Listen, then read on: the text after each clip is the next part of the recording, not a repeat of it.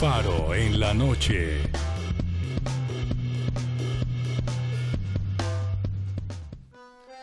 Monseñor Luis Mariano Montemayor, nuevo nuncio apostólico en Colombia. Proviene de Buenos Aires, Argentina. Está en el servicio diplomático de la Santa Sede desde 1991. Nuncio apostólico en países africanos como Senegal, Cabo Verde y Guinea-Bissau. Y el pasado 27 de septiembre el Papa Francisco lo oficializó como nuevo nuncio apostólico de su santidad en Colombia.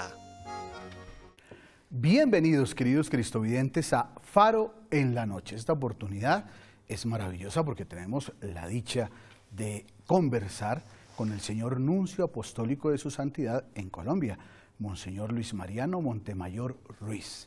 Excelencia, muchas gracias por compartir con nosotros este rato. Gracias a ustedes, a toda Cristovisión. Y bueno, pregúnteme, ¿qué quiere saber? Seguramente, esta es la primera vez que tiene este conversatorio en Colombia, ¿no? En Colombia es la primera, sí. Ah, qué bueno. Me han dicho que como buen argentino, habla clarito. Bueno, depende, si hablo en lunfardo o no. Que es el modismo de mi ciudad, Buenos Aires. Buenos Aires. Sí. Bueno, ser nuncio, ¿cómo nació la vocación al sacerdocio? Empecemos por ahí, empecemos por el comienzo. Bueno, es larga la cuestión porque nunca pensé ser sacerdote. En realidad, mi vocación nace en la universidad, en la Facultad de Derecho de la Universidad Nacional de Buenos Aires.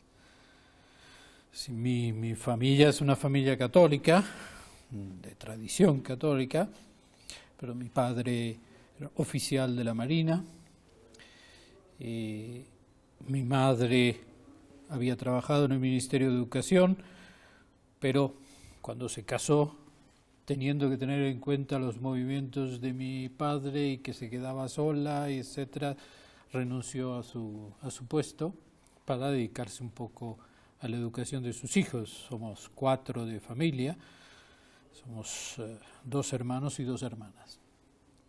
Yo soy el mayor y por tradición de la familia, de alguna manera, una familia que siempre estuvo interesada en la política en el buen sentido, no tanto la lucha por el poder, sino la reflexión sobre el Estado, la preocupación por los problemas del Estado, sobre todo un tío mío, el hermano mayor de mi padre, Mariano, un famoso abogado y experto en política internacional del movimiento nacionalista en mi tierra, gran escritor en la revista Azul y Blanco.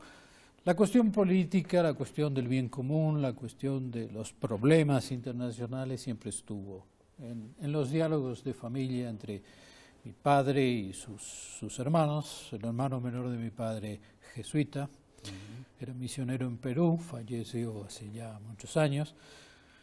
Y claro, por inclinación familiar me fui orientando hacia el derecho y las ciencias políticas.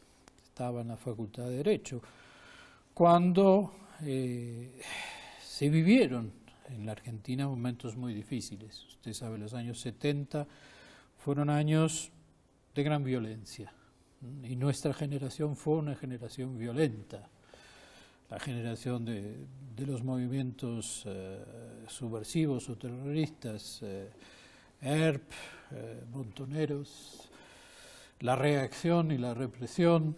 Se vivió un momento de gran polarización violenta, pero que llevaba también a acentuar entre los jóvenes la interrogación, ¿no es cierto?, el porqué de todo esto y cómo salir, ¿no?, cómo dar respuesta a lo que había creado la situación de violencia.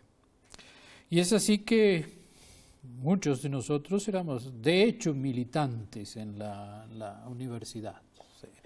Los diálogos, discusiones entre marxistas y no marxistas, entre marxistas y nacionalistas, conservadores y liberales, fue intenso. Y fue ahí, en ese medio ambiente, que fui encontrando católicos comprometidos con su fe y con su, digamos así, militancia religiosa. En medio de toda esa gran discusión político-social, ellos aportaban una visión diferente, que precisamente por ser diferente era muy atractiva. Yo me acuerdo un profesor de filosofía del derecho, que era director del departamento de filosofía del derecho, nos dio un curso, parece mentira, sobre la idea de justicia en la filosofía griega. Y nosotros que solo escuchábamos el debate sobre medios de producción, lucha de clases y todo eso, al principio, claro, nos pareció caído en paracaídas, pero fue extremadamente interesante porque este profesor supo abrirnos a la filosofía clásica, a la gran tradición de reflexión jurídica que no escuchábamos en los debates universitarios ni en las cátedras regulares. Y este hombre era católico y era un juez, y con sus estudiantes más allegados fue poco a poco también hablándonos de su fe, ¿no? Ellos se reunían, un grupo de profesores y estudiantes, los viernes en una capilla de la ciudad, la Capilla del Carmen, y meditaban el Evangelio, discutían el Evangelio con un sacerdote que era director espiritual y un experto en la espiritualidad ignaciana y teresiana. Y bueno, nos invitó, bueno, si quieren venir, aparte de la filosofía, también está la religión, ¿no? Qué interesante. Y bueno, muchos fuimos, no fui el único. Y es ahí donde en medio de toda esa, por un lado, violencia, gran discusión política y social, nació de forma inesperada la vocación, ¿no? Primero el interés por el Evangelio, el descubrir que uno está llamado a la santidad. Uno había sido formado en la ética cristiana, pero esto de la santidad parecía una cosa de místicos, ¿no? O de beatos. Imagínense militantes universitarios. Y sin embargo, este sacerdote, el padre Garmendia, supo abrirnos a la gran espiritualidad cristiana, la gran tradición de la espiritualidad teresiana y sobre todo ignaciana. Al inicio del año, que en Buenos Aires es enero, nos daba ejercicio de San Ignacio por una semana. Imagínense, nosotros que veníamos de discusiones, estar una semana en silencio. En discernimiento. O no hablar o hablar de Dios. Y así nace, en el contexto, era la época en que nació en Buenos Aires la pastoral universitaria, para sacar a los católicos del gueto e ir a buscar, digamos así, los católicos no comprometidos ahí donde estaban, en la universidad, en las cátedras, no solo de las universidades católicas, sino en todas las universidades privadas y las nacionales. Y eso fue para nosotros muy rico, fue muy intenso, y en algún momento, bueno, se tuvo que plantear, y me planteé, ¿por qué no dar un paso más? ¿No es cierto? ¿Por qué no abrirme a que Dios pudiera pedirme la vida sacerdotal? Pero yo entré al seminario sin saber si me iban a ordenar o no, ni siquiera si me iban a recibir. ¿Terminó el derecho? Terminé hasta el 4º año, hice mis cursos además en tribunales, pero no quise terminar porque necesitaba hacer una opción radical. Y una opción radical era dejarme atrás el pasado y entrar en el seminario. Después mi obispo me persiguió todo el tiempo para que terminara, y porque él quería que yo estudiase Derecho Canónico, a lo cual siempre me negué, porque yo quería la teología moral, por la doctrina social, la reflexión también de la vida política, pero desde el punto de vista teológico. Eso es un poco como nace todo. Nunca hubiera podido imaginar de ser ordenado, pero... Fueron años de discernimiento. Algunas veces cuando uno dice, bueno, entra al seminario, quiero ser sacerdote, sueño con ser sacerdote, sueño con celebrar la Eucaristía.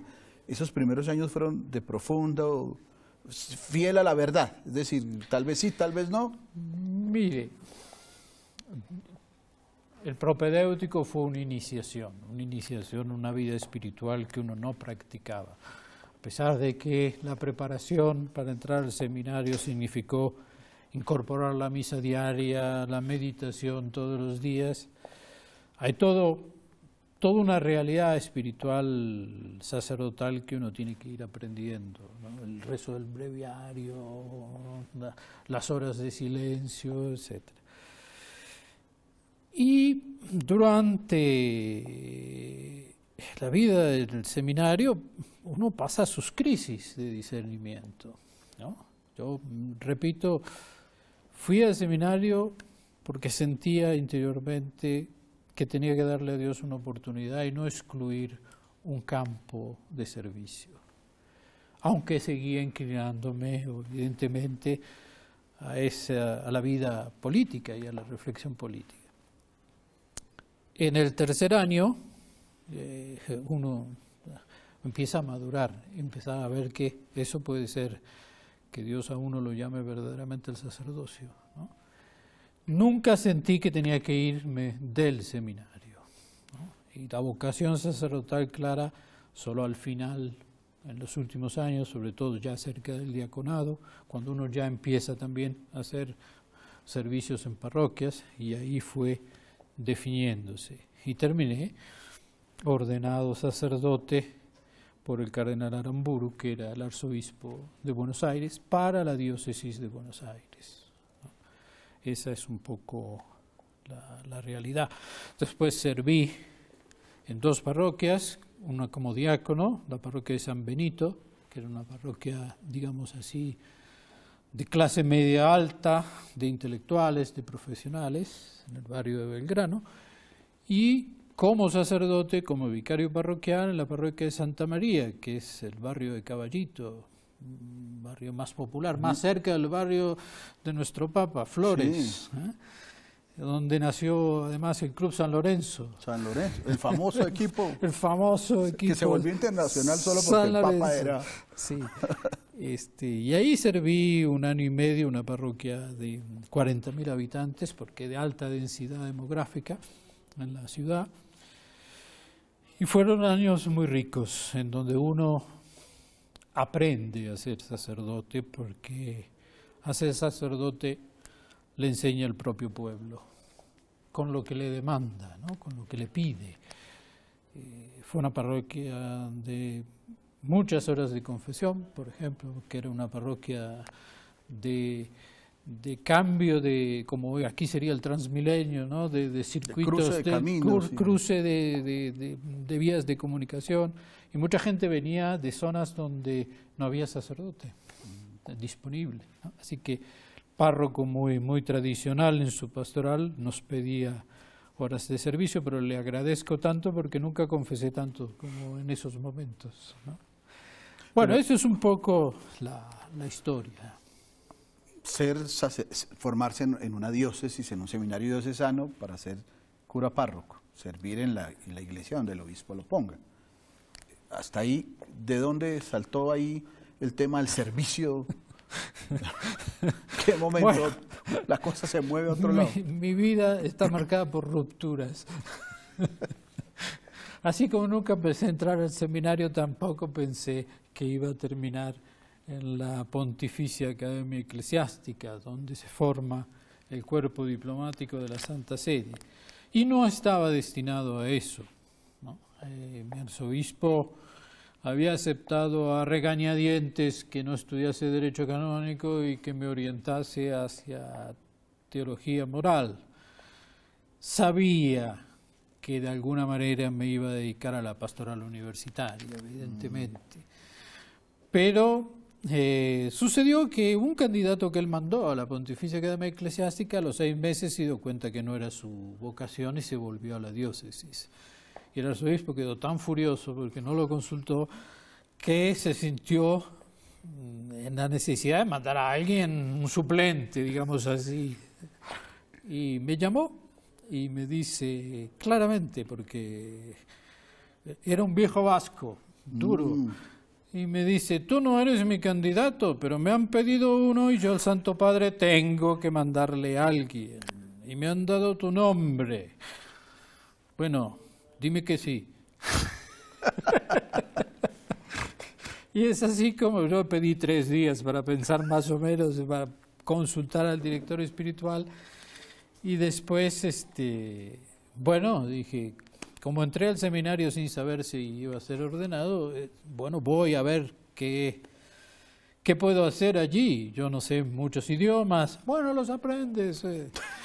Y tampoco sé si me voy a quedar. No importa, estudiarás Derecho Canónico y después trabajas aquí en el tribunal.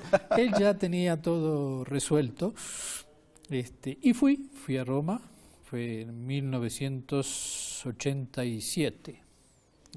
Apenas 2 años de ordenado. Y empecé mi preparación 4 años en Roma, que fueron también muy ricos, porque no solo fue el estudio del derecho canónico a nivel de licenciatura y doctorado, sino toda la introducción a la curia romana. Uno hace experiencias de trabajo en la Secretaría de Estado y el mundo de la diplomacia vaticana, con los cursos específicos de la academia, que fundamentalmente son historia eclesiástica, historia de la diplomacia vaticana y las cosas técnicas de la vida diplomática, ¿no? El derecho internacional, los tratados, los documentos diplomáticos y esas cosas que al final uno aprende en las nunciaturas. Estamos con el señor nuncio apostólico, Monseñor Luis Mariano Montemayor. Hacemos esta pausa y ya volvemos. Lo digo a veces, no solo los colombianos llevan al Papa Francisco en el corazón después de su visita, sino que él lleva a los colombianos y a Colombia en el corazón. Ha habido una sinergia, una empatía particular de esa visita. Ya regresamos con Faro en la Noche.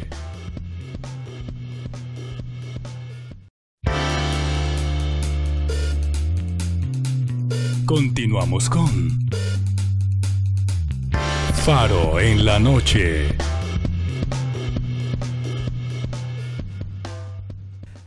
Nuncio apostólico argentino, seguramente apenas llega a Colombia, todos le preguntan, ¿y conoce al Papa Francisco? ¿Lo conoció desde que era sacerdote? Cuéntenos esa experiencia. Es también una historia larga, porque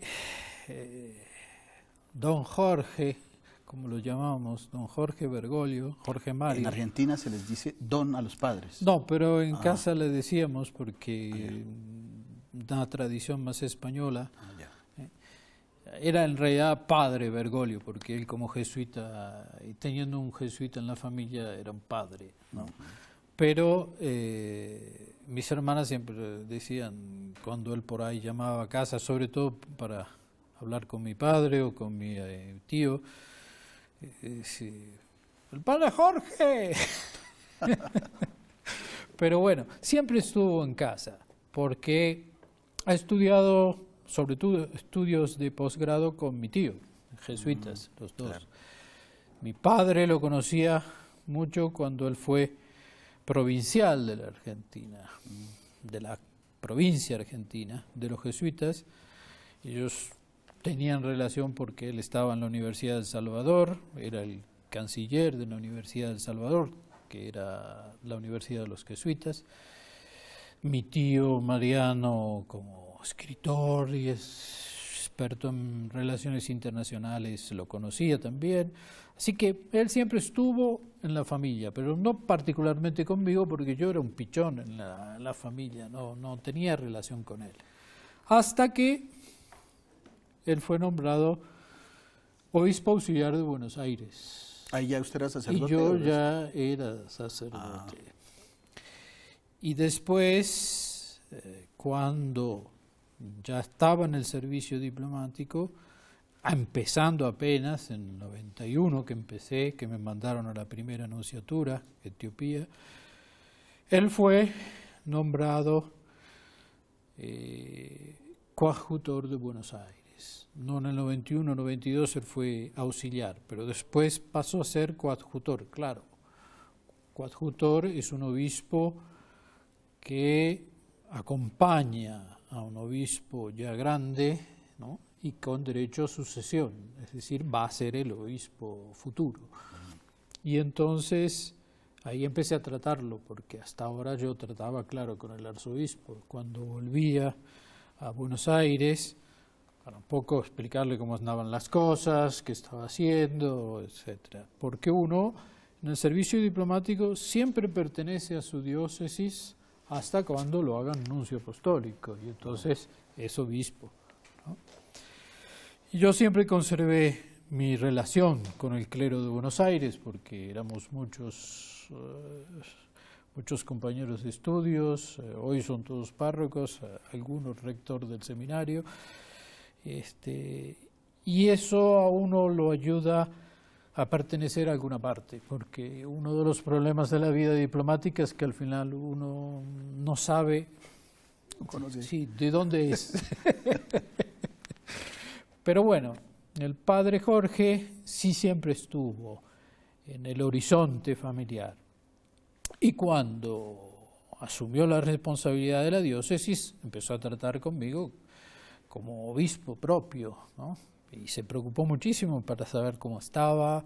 Él es característico de él, que no tiene un trato funcional. Él es un pastor y un padre, así que siempre se preocupaba por saber dónde estaba, si había problemas, si me encontraba bien, si necesitaba algo, si me quería volver. Un día me dijo, no te preocupes, me pides lo que quieres, vas a donde quieras. Y entonces con eso uno enfrenta los problemas y los desafíos con mucha más tranquilidad, ¿no? Sin tener que preocuparse tanto qué va a pasar con uno, ¿no? Así que esa es un poco la relación con el actual pontífice. Teníamos una linda costumbre, yo volvía de mi periodo de servicio, donde estuviera, en Brasil o en Etiopía no tanto, porque él era auxiliar solamente, pero en Brasil y en Tailandia, volvía y nos pasábamos una hora hablando del mundo, de la diplomacia, de los problemas de la Santa Sede, de la Iglesia. Era muy bonito hacer el punto de la situación, ¿no?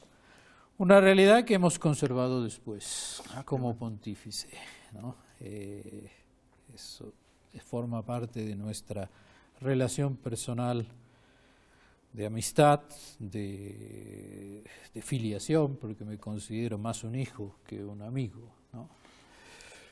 Ahí se pregunta, Santo Padre, ¿me envió usted a Colombia? ¿Qué quiere que haga o algo así? Bueno, sí.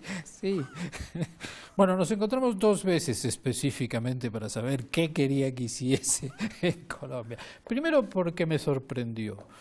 No estaba destinado aquí, digamos así, como perspectiva, porque mi especialización es Asia y África, no Latinoamérica. En Latinoamérica he servido solo en Brasil, que no es poco, pero...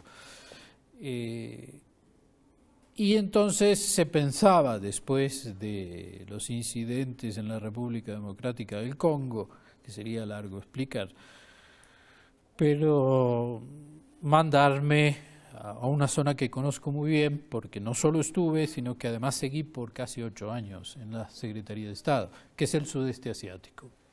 Pensaba mandarme a Tailandia, que tiene a su cargo además Myanmar, Laos y Camboya, ¿no? Pero bueno, Santo Padre dispuso otra cosa.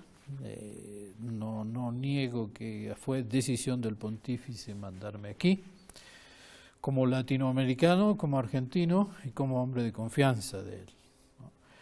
¿Y por qué? Habría que preguntárselo a él, ¿no? Evidentemente él tiene un interés especial en Colombia, ¿no? Se lo puedo decir, lo digo a veces, no solo los colombianos llevan al Papa Francisco en el corazón después de su visita, sino que él lleva a los colombianos y a Colombia en el corazón. Ha habido una sinergia, una empatía particular de esa visita. Y evidentemente en su visión para América Latina, él piensa mucho en América Latina. Bueno, Colombia es muy importante por su tradición, por su identidad, por su presencia eclesial y por las circunstancias que vive, ¿no? No es un misterio que el Papa se ha empeñado personalmente para lograr la reconciliación de los colombianos. Y hablo reconciliación para no entrar en polémicas, si acuerdo sí, acuerdo no, ¿no? Porque ustedes se polarizan muy fácil, ¿no?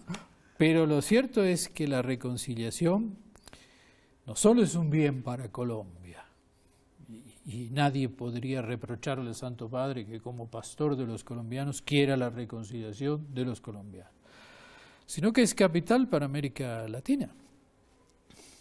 Es uno de los conflictos más viejos, más de 50 años, y que tiene que terminar, porque liga, atrapa, disminuye la capacidad de Colombia de dar lo que puede dar para América Latina. Y el Santo Padre cree que América Latina tiene algo que dar al mundo, en esta globalización que no tiene que ser uniformación, sino donde tienen que integrarse los aportes de culturas muy diversas, de identidades muy diversas, donde cada uno tiene no solo que recibir de los más avanzados, sino que dar.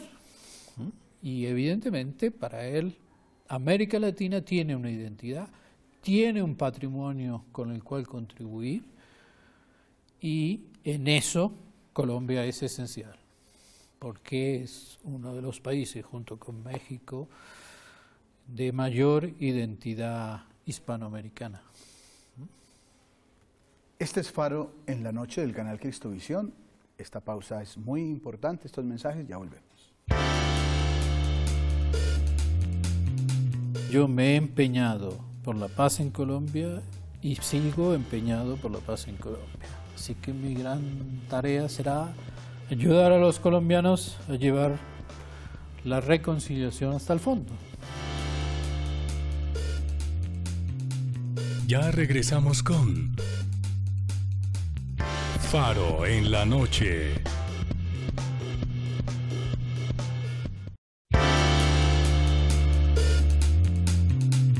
Continuamos con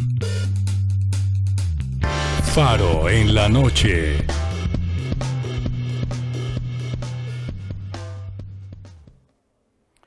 Señor Nuncio, hacer presencia de la Santa Sede en los países muchas veces donde hay dictaduras, donde hay temas muy complejos de derechos humanos, significa estar en alguna especie de tensión, de diplomacia y de fidelidad al Evangelio para que la diplomacia no termine ocultando la fuerza de la verdad. ¿Cómo es eso? Usted que le ha tocado vivir ciertas situaciones difíciles. Bueno, primero, la diplomacia es diplomacia. Su función es acercar los pueblos, no dividirlos. No es el diplomático el que ama la declaración de guerra, sino más bien el posguerra, sin cómo acercarse. Un diplomático que no sienta esa dimensión no es un buen diplomático. Puede ser un buen general, puede ser un buen conductor, jefe de Estado, pero no necesariamente un diplomático. El diplomático crea puentes por su propia función y lucha por la paz del mundo, la paz entre las naciones. Si eso se puede decir todo diplomático, imagine usted quién tiene que representar al romano pontífice, que en la comunidad internacional es claramente el único hombre suprapartes, el que no tiene ejércitos, el que no tiene intereses comerciales, el que no se embandera con un bloque, el que es capaz de dialogar con todas las culturas, porque eso es el rol que se le ha reconocido siempre al Papa en la comunidad internacional. Es la razón por la que estamos en las Naciones Unidas como observadores. No somos miembros precisamente para no estar obligados a sancionar un país, a participar en las sanciones, y lo han reconocido siempre. Entonces, representar al pontífice ya significa trabajar por la paz del mundo y por la armonía de la comunidad internacional. Pero encima, además, uno es un sacerdote y un obispo, ¿no?, en el caso de los nuncios, y por lo tanto el Evangelio es irrenunciable, ¿no? Pero el Evangelio anuncia la paz, anuncia la armonía, anuncia el perdón, anuncia la reconciliación. Nunca van a ver una diplomacia pontificia, vaticana, que esté amenazando sanciones, que esté haciendo juicios lapidarios. No es nuestra misión. Tenemos que tratar con todos, con los buenos y con los malos, con los que son legítimos y los que son ilegítimos, porque políticamente la ilegitimidad existe, ¿no? Las vías de hecho, las guerras, los bandos que se combaten, ¿no? Y es esa capacidad de tratar con todos lo que nos permite muchas veces ser mediadores, ¿no? Mediadores en momentos en que solo hablan las armas, además, donde no hay confianza ni para sentarse a discutir a ver cómo hacemos una tregua. Eso no significa que no se dejen de decir las cosas. La diplomacia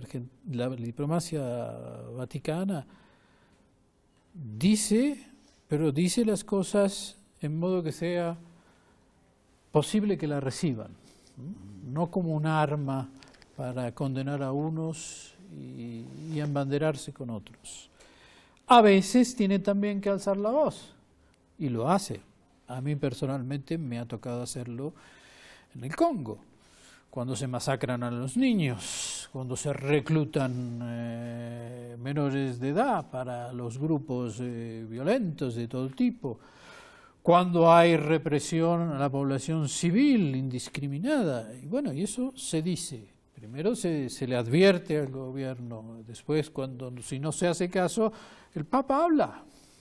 Ya hablan los ángelus, o habla al cuerpo diplomático, o le manda un mensaje al presidente, o recibe al jefe de Estado y se hablan. Y el nuncio tiene que ir mostrando qué está pensando el Santo Padre y qué piensa la Santa Sede, ¿no? Y un poderoso que escuche, mire, esto está pasando, puede generar, mire, no se meta usted en esto porque esto es de nuestro país, puede generar aversión, mejor. Sí, con los nuncios sí. Y a mí me pidieron que me sustituyeran a un cierto punto. ¿El presidente del Congo? El presidente del Congo mandó su ministro de Relaciones Exteriores a pedir a nuestro ministro que yo fuera sustituido. Sí. Que mejor se fue. Y que lo tomáramos en serio, además. ¿Y que solo tenía cuántos días? Pero mire, no, eso no llegó. No, fueron muy delicados y yo creo que por respeto al Santo Padre. Y además porque yo le había conseguido un encuentro con el Santo Padre cuando no lo recibía nadie, ¿no? Así que él me conocía, sabía bien, sabía los pro y contra. Pero claro, yo ya era molesto porque había tomado algunas posiciones muy, muy claras, sobre todo en ese campo de la defensa de los niños, la población civil, la violencia indiscriminada y el derecho de los católicos a protestar. Además, a pedir que el cumplimiento de la Constitución, que es un crimen pedir eso, ¿no? Pero bueno, en la diplomacia hay que saber que uno es un fusible. Uno es un agente de comunicación. Cuando ya no puede ser agente de comunicación, a uno lo tienen que cambiar, porque si no, ¿qué queda? Romper las relaciones diplomáticas. No es así, ¿no? Las naciones se hablan con ese lenguaje, bueno, retiro mi embajador, o lo retengo, o no nombro otro, En mi caso fue muy claro, me retiraron, pero me dejaron a cargo. Por 5 meses seguí dirigiendo el Congo desde Roma, en exilio, y no nombraron un nuncio acreditado como ministro plenipotenciario. Que esa es una manera también... Para mostrarle que no le iban a hacer presentar las credenciales de nuevo con otro nuncio. Ah, o sea, no es que... esa es una manera como los estados pueden decir, esto no... Son formas, en vez de retirar al embajador y decir ya. no nombro nunca más, nombro un diplomático con un grado menor para mostrar que las relaciones no están tan bien. Que a mí no me gustó que me pidieses que sustituir un embajador. Al Papa no le gustó ciertamente, ¿no? Esas cosas pasan, pero son raras en general con la Santa Sede. A veces nos echan. Nosotros no nos vamos nunca, pero nos echan, ¿no? Nos pasa. Ese es el lenguaje entre soberanos y entre miembros de la comunidad internacional. Pero es raro. Una de las características nuestras es la capacidad de mediación, la capacidad de buenos oficios, la capacidad de advertir con discreción. Cuando ya se eleva la voz es porque las cosas son muy, muy graves. Señor nuncio, ¿ya cuánto lleva en Colombia? ¿Un mes, 2 meses? Son 2 meses casi. 2 meses. 2 meses. Antes había venido a Colombia, ¿verdad? Nunca. Nunca había estado. No tengo prejuicios. La primera vez que vine a Colombia, ni por cosas del CELDA, ni por temas de nunca. nada. Es que nunca tuve mucha relación, repito, desde el punto de vista diplomático, no me he ocupado casi de América Latina, excepto Brasil. Y por 3 años, nada más. Después, antes de la vida diplomática, conocí a Paraguay y Uruguay, porque son países vecinos de la Argentina, pero nunca viajé a Colombia. Es que está lejos. Son 7 horas de vuelo. Está más cerquita de Argentina. Está más cerca de Argentina que estar en Italia, por supuesto. Pero es que América Latina es grande y es diversa. A veces nos olvidamos de eso, ¿no? No, es mi primera vez. Por supuesto que siendo latinoamericano hay muchas cosas que son comunes. Tenemos un pasado común, un pasado hispánico colonial, las instituciones eran más o menos las mismas, la realidad no, pero las instituciones sí. Y después la aventura bolivariano-sanmartiniana que también nos unió. No se olvide que las fuerzas que venían de Chile y Argentina se encontraron en Guayaquil, ¿no? Y combatieron juntas en Bolivia, ¿no? La famosa batalla de Ayacucho, ¿no? Así que, y también ustedes saben muy bien que futbolísticamente colombianos y argentinos siempre. Ha habido un nexo. Si cuando fui a Medellín, somos tangueros, los paisas de Medellín y los porteños. El tango es muy famoso, se hizo muy famoso sobre todo en Medellín. Así que esas cosas y hablar en la misma lengua, es decir, el poder capturar los matices humorísticos y un poco irónicos también ayuda. Estoy conociéndola mejor. Es un país fascinante porque uno no imagina la diversidad de Colombia, ¿no? Su diversidad regional, cultural, entre la cultura afro, la cultura indígena, las regiones, si ustedes son un poco regionalistas, así que estoy en eso. Me estoy divirtiendo mucho. ¿Ya ha salido bastante? No, bueno, estuve en Medellín por los 150 años, no podía faltar. Estuve en Cúcuta por la cuestión de los inmigrantes venezolanos, que le preocupa mucho al Santo Padre. Así que estuve en el Puente Bolívar y estuve con el director general de Fronteras, que me estuvo explicando y haciendo ver las cosas, con el obispo de Cúcuta, en la que vimos además el servicio que la Iglesia está prestando. Y tengo algunas cosas que decir, espero encontrar al ministro de Relaciones Exteriores ahora después de las vacaciones, porque hay mucho que hacer, ¿no? Es un problema grave y que tiende a agravarse. Nosotros los colombianos que somos así también, nos acercamos, irónicos, pero cercanos, muy queridos. ¿Qué se espera del nuncio apostólico? O sea, ¿qué tareas va a hacer? ¿Qué cosas va a hacer aquí en este país? ¿Algo polarizado, algo regionalista, algo lleno de vida? El Santo Padre me dijo dos cosas. Ocúpate de los obispos, acompáñalos. Él sabe muy bien que es un momento rico, desafiante y complicado, donde hay que además acertar, ¿no? Y me dijo claramente, yo me he empeñado por la paz en Colombia y sigo empeñado por la paz en Colombia. Así que mi gran tarea será ayudar a los colombianos a llevar la reconciliación hasta el fondo. Así que se termine este periodo y que podamos empezar una etapa nueva, ¿no? De una Colombia verdaderamente diferente, sin violencia política y donde todas sus energías, tantas energías, puedan concentrarse en ir resolviendo los problemas de la sociedad colombiana, ¿no?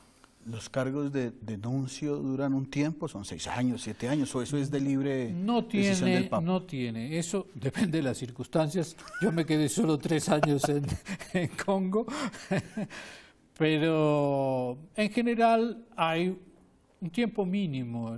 Para conocer un país se necesita tiempo. Para hacerse conocer se necesita tiempo, para crear vínculos de amistad se necesita tiempo. Así que 5 o 6 años es lo normal, pero puede ser menos por circunstancias y puede ser más, porque a veces el Santo Padre dice, no, tú quédate, tú conoces, ¿no?, que te quiero ahí, o al final no saben dónde ponerlo a uno, también puede pasar. Así que no hay un término. Un diplomático, como usted nos lo ha ilustrado, sabe muy bien cómo lograr llegar a un punto donde no haya polarización.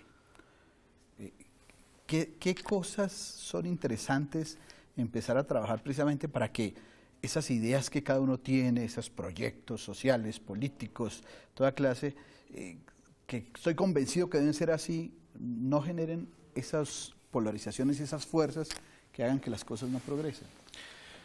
Mire, primero no es cierto que todos los diplomáticos sabemos llegar al punto de evitar la polarización, porque a veces la polarización a uno se lo come, es una vorágine, ¿no? Y además nadie tiene la receta. Pero es cierto que un diplomático, y en mi caso en particular, representando al Santo Padre, con esa intención de la cual hablamos, tiene que ayudar a crear espacios de encuentro.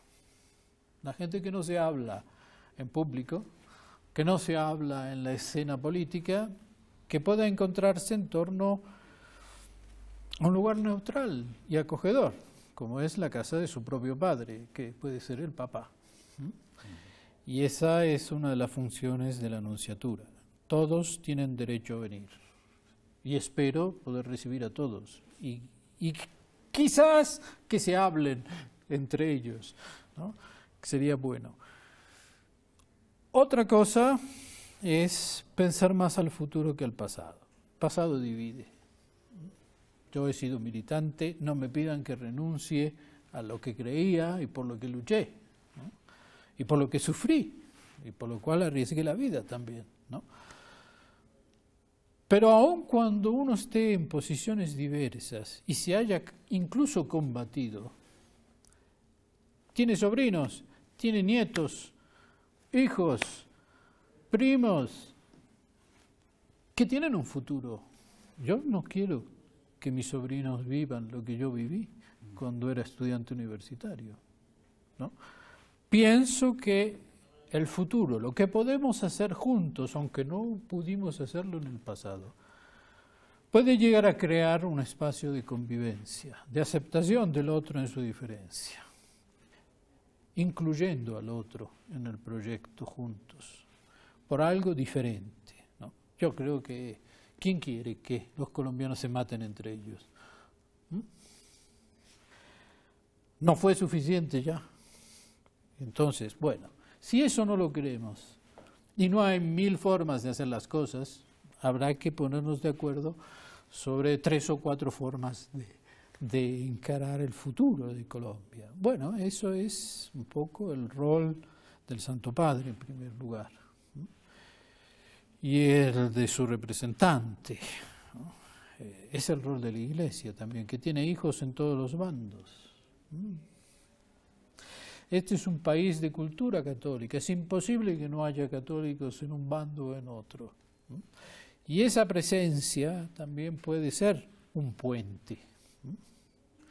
Y bueno, trataremos de ayudar a los colombianos a encontrar sus soluciones, porque las soluciones no vienen de afuera, ¿no? Los problemas internos de una sociedad se resuelven adentro, ¿no? Y por propia decisión.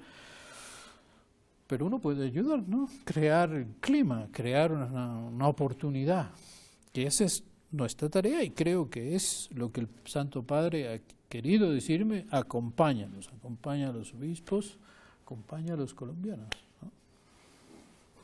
Como buen argentino, tal vez la manera de descansar también es viendo fútbol o el mate, o cómo es el descanso de un nuncio apostólico. Bueno, tiene poco tiempo para descansar el nuncio porque uno tiene que estar un poco a disposición. Pero si uno no quiere volverse loco, tiene que reservarse algunos espacios. Yo tomo mate, sobre todo a la tarde. Aquí ustedes duermen poca siesta. Leo mucha historia, me gusta, es un hobby, estoy leyendo mucho de historia colombiana. Y escucho música, eso también. Por WhatsApp con mis hermanos que me cuentan las cosas, uno está en Miami, los otros en Buenos Aires, yo por el mundo, así que mis hermanas me forzaron a tener un grupo y bueno, me mandan fotos, yo mando y estamos unidos, ¿no? Esos es un poco los espacios libres del nuncio. Yo veo poco fútbol, pero me gusta. ¿Hincha de algún equipo? Soy de Boca Juniors. Claro. Como el presidente de la República, hemos descubierto que somos boquenses. Sufrimos en el partido de River y Boca. Bueno. Casi no, casi no. Ay. Casi no llega el partido. Sí, culpa casi. de los de River fue eso, ¿eh? No fue de los de Boca. No. Señor Nuncio, muchas gracias por este espacio tan bonito que permitió a los cristovidentes compartir. Recuerde siempre que el canal Cristovisión es su casa. Han sido los primeros. Yo apenas llegué al aeropuerto ya estaban ustedes ahí, así que y seguiré hablando con ustedes. Permítame saludar a todos los cristovidentes. Nos encontraremos más adelante en otra oportunidad. Gracias, señor Nuncio. A ustedes, queridos amigos, gracias por estar con nosotros. Temas bien interesantes para compartir en familia y para ver el mundo con los ojos de Jesús.